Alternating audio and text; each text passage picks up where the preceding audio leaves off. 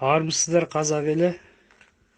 Мен Нұрқанов Руслан Қалибекұлы, Шығыс Қазақстан облысының азаматтық белсендісімін.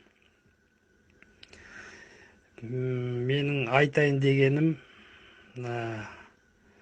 Қазақстанның правозащитниктеріне обращением.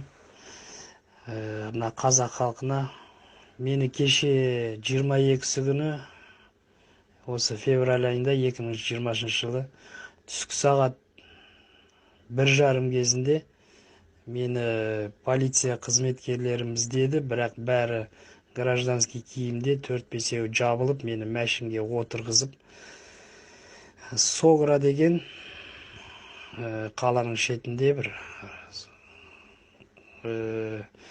Согра деген жерге, қаланың шетінде полиция учаскесіне мені алып келіп, сонда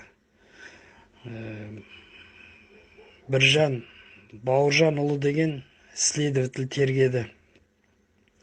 Тергегенде маған 405 статьяны екінші тармағы маған күдікті ретінде мені тергеп, сені бұл дело Семейден қозғалды, Семей жақтан келді, содан кейін біз сені содан тергеп отырмыз деп. Басында жақсы жігіт секілді болып көрінген сол следователь. Менің әке-шешем айтқан, ешкімді ренжітпе, өтірік жала жаппа деп, сондай маған тәрбие берген деп, мені алдап, сулап, алдады, заңсыз іс-әрекеттер жасады. Басында мен сендім, өзіміздің қазақ екен ғой деп. Енді қалай болды, солай жауап беріп отырдым сұрақтарына. Айланып келген кезде олардың бәрі өтірік, сайқал жүйенің беті көрініп тұр. Алдап, арбап адамды, былай істесең дұрыс болады, былай айтсаң дұрыс болады деген секілді. Сұрақтарына жауап бердім. Уже кешке таман, мен түскі сағат 1:30-да стаған, кешкі сағат 7:30 мен 8:30 арасында, мен точно уақытты білмеймін, сондай уақытта мені жіберді. 7 сағатта стады ғой мені сол учаскелік пунктте.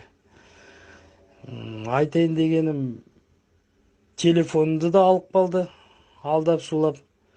Телефон қалу керек әшейін бізде деген секілді. Маған протокол о выемке телефонды алғандар үшін маған ешқандай қағаз да берген жоқ. Соң понедельник күні мені шақырды, кел сөйлесейік деп айтты. Енді соған енді кел телефоныңды кеп алып кетесің сол жерде деді. Содан ертең сол енді понедельник күні барам, сол телефонды алу үшін. Соң мына правозащитниктерден көмек сұрағым келіп отыр. Маған адвокат керек па, жоқ па? Сондай бір ақылдарыңызды берсеңіздер, сондайды айтсаңыздар. Енді өзім заңды білмеймін. Негізі мен заң жағын түсінбеймін да көп. Өзімнің жүрегіммен жүрген азаматпын, осы елім, жерім деп қана жүрмін. Жерім аман болсын, болашақ ұрпағым ертең құл болмасын деп, сол үшін жүрген азаматпын. Сонда заңды білмеген арқасында мен осындай қауіп қатерге біраз ұшырап тұрмын. Білмеген соң осы Қазақстанда жүрген правозащитниктерден көмек сұрағым келіп тұр. Сіздерге рахмет, айтайын дегенім осы. Рахмет.